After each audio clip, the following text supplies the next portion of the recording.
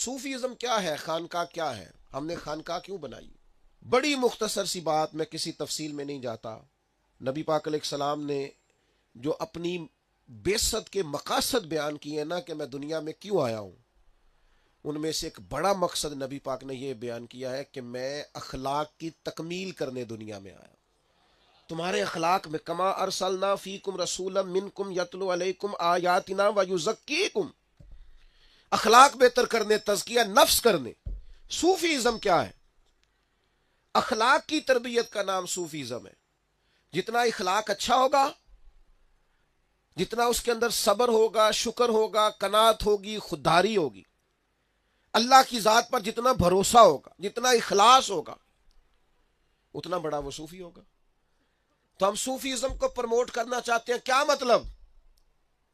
جو یہ ہم سے پوچھتا ہے کہ آپ صوفیزم کو پروموٹ کرنا چاہتے ہیں، تو ہم اسے بتاتے ہیں کہ ہم 5 چیزوں کو صوفیزم سمجھتے ہیں، 5 چیزوں کو خانقاہی نظام سمجھتے ہیں۔ یہ مختلف کتاب و سنت سے جو نچوڑ میں نے اپنے سنگیوں کے لیے بنایا وہ آپ کو پیش کر رہا ہوں۔ 5 چیزیں۔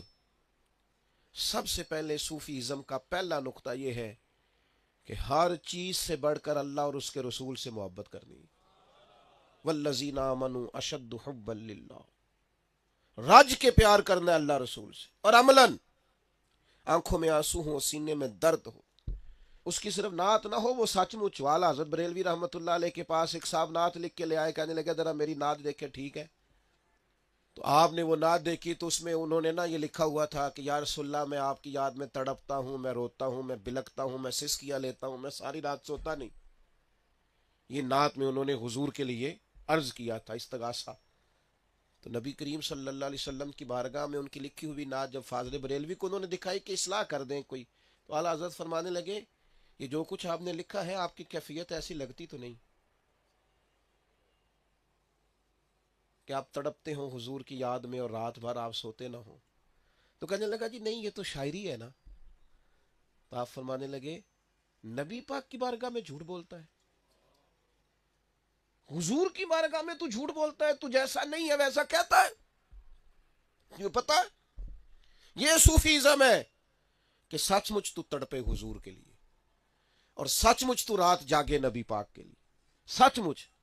فاضل بریلوی کا کوئی بھی شعر اٹھا کے دیکھ لیں، وہ کوئی ایسی کیفیت بیان نہیں کرتے جو ان کی نہیں ہے، جو ان کی ہے۔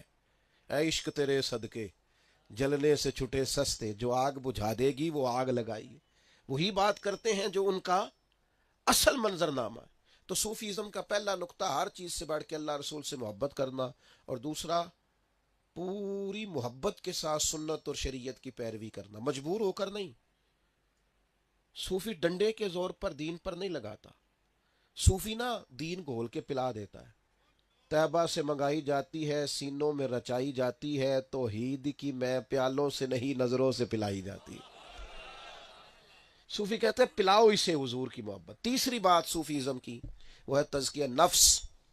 تزکیہ نفس کا معنی ہے تمام غلاظتیں نکال دینی ہے، حسد، بغض، کینہ، ہرس، ہوس، لالچ نکال دے، اپنے دل میں محبت، پیار، عاجزی، انکساری بھر لے، تو تزکیہ نفس ہے۔ اور چوتھی بات صوفیزم میں ہوتی ہے برداشت، رواداری، خدمت خلق۔ برداشت اور رواداری نہ ہو تو مخلوق کی خدمت نہیں ہوتی، کیونکہ بہت سارے لوگ ایسے ہوتے ہیں آپ خدمت کرتے ہیں وہ لالچ کرتے ہیں۔ تو برداشت اور رواداری پیدا کرو گے تو خدمت خلق ہوگی، مخلوق کی خدمت کرنا۔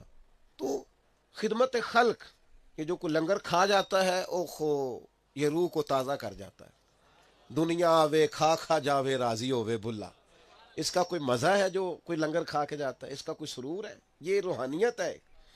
اور پانچویں بات ہے صوفیزم میں یقین کامل ہو اور اخلاص پورا ہو۔ اگر یہ 5 باتیں موجود ہوں تو صوفی کامل ہے۔ یہ ہے اصل میں خانقاہی نظم، اللہ رسول کی محبت، شریعت کی پابندی، تزکیہ نفس، خدمت خلق، اور اس کے ساتھ رواداری ہو، برداشت ہو۔ اور 5واں یقین کامل، اور یہ ہم آپ کے اندر پیدا کرنا چاہتے ہیں، یہ ہم اپنے اندر پیدا کرنا چاہتے ہیں، یہ ہم سوسائٹی میں پیدا کرنا چاہتے ہیں، یہ ہم ماحول کو دینا چاہتے ہیں۔ یہ تحریک اصلاح معاشرہ ہے، یہ خانقاہ شریف ہے، یہی ہمارا سارا کچھ۔ اسی کے لیے محنت کر رہے ہیں، اسی کے لیے ادارے بنا رہے ہیں، اسی کے لیے بچے پڑھا رہے ہیں، اسی کے لیے کتابیں لکھ رہے ہیں، یہی ہمارا اصل عنوان ہے۔ اب یہ پیدا ہو گیا تو سب ٹھیک ہو گیا.